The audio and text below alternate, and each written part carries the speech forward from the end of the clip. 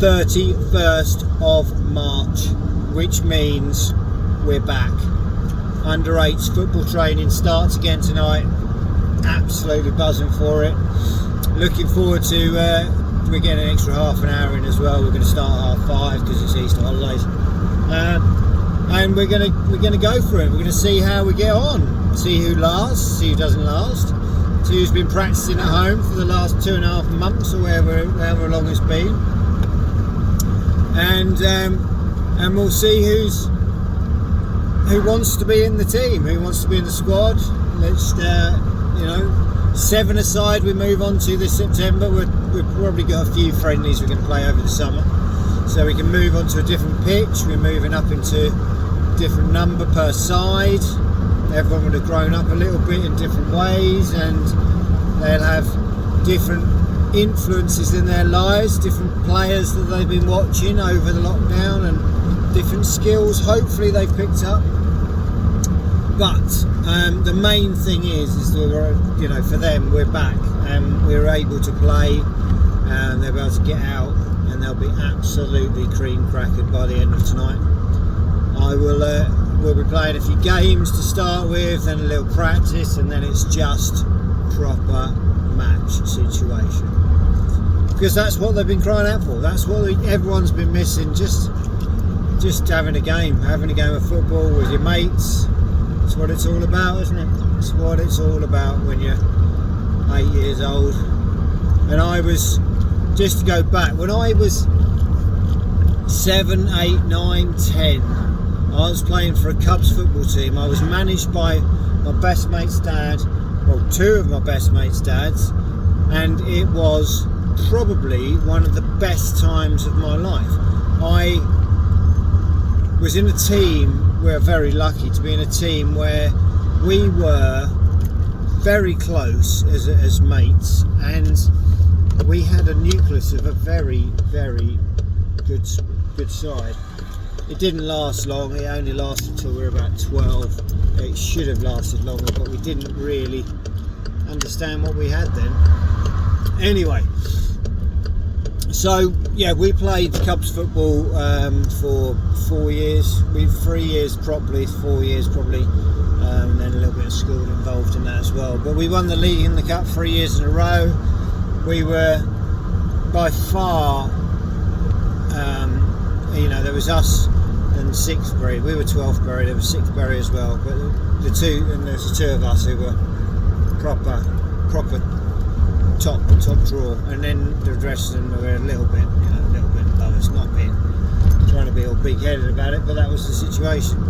And it was only Cubs football. It doesn't really mean much to everybody, but to me at that time and to my mates at that time, it meant a lot. And I remember I was playing for, because it was the last year that we were in the Cubs.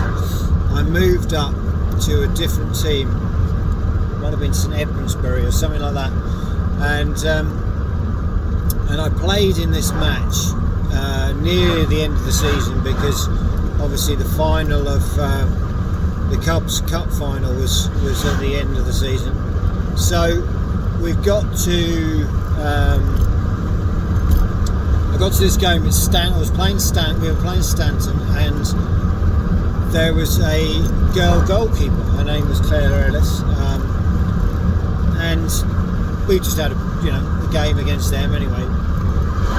I remember taking this shot, running onto this ball, taking the shot. I watched it go past the post, and then in the process of that, she took me out, and I was in bits. I saw this ball go past the post. I missed the goal, and it went past the post, and at the same time, everyone apparently heard this, and I was just like, oh, I didn't hear nothing, and obviously I felt the pain, and that was it. I think they carried on the game afterwards, but I was taken to hospital.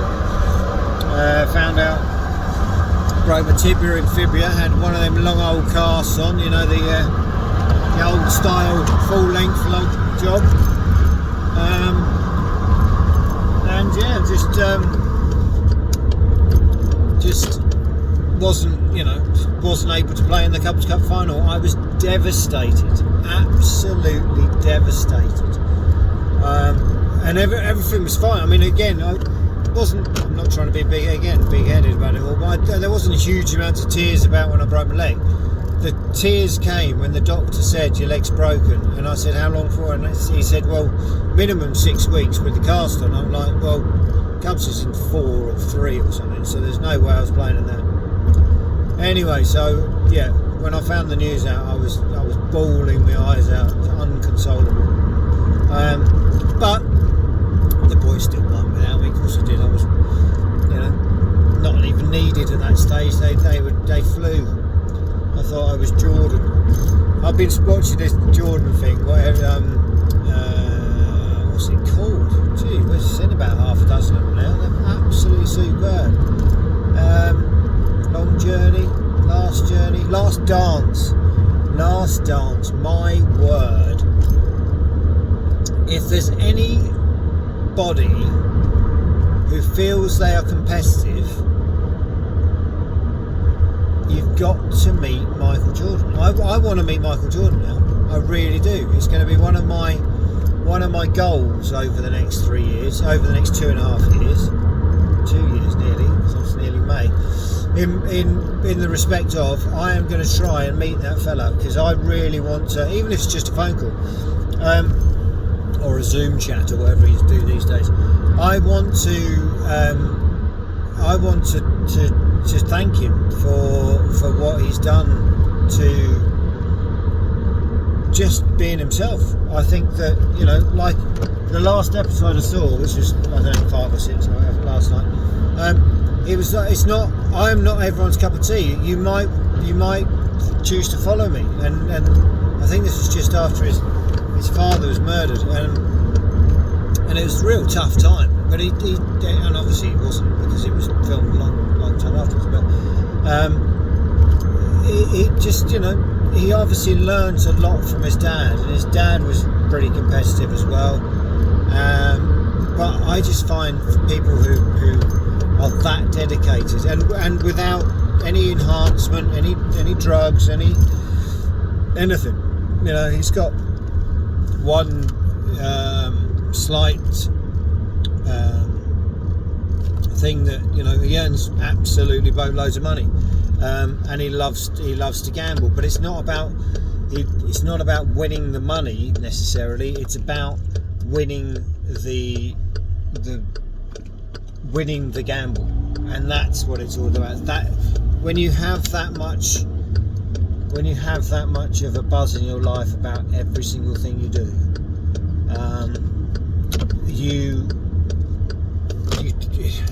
it must be so tough to try and find those buzzers, and this is where he's at, I suppose, now. I'd be interested to find out, because I don't. It's one of these people I've always heard about Jordan and his footwear and all these different things, but I never knew a huge amount about him. So this is a little insert of his life, which I find absolutely inspiring about the way that he's so competitive and the way that he attacks life. He doesn't just walk by it and just go, oh, that's life, that's lovely, that's great. He attacks it every single day throughout his career. He attacked it, and even at a point at the beginning of his career where they got to a certain point as a team, but it wasn't until a certain coach came in and said to him, look, if we're going to win this as a team, you've got to let us play as a team. It can't all just be you. And he tried to explain it and tried to show him. When they won their first World Championships, it was just incredible, because he passed the ball to someone else and they made the basket that won it for him. And that's again, he's still learning. He was still learning, even though he was the best, he was still learning. And yeah, it's just stunning. If you ever get a chance to watch it, The Last Dance, it's absolutely superb. And it's not everyone's cup of tea, like he says. It's really not. It's not everyone's cup of tea, but it's certainly mine. Anyway, take care. Under 8s, watch out! Be strong.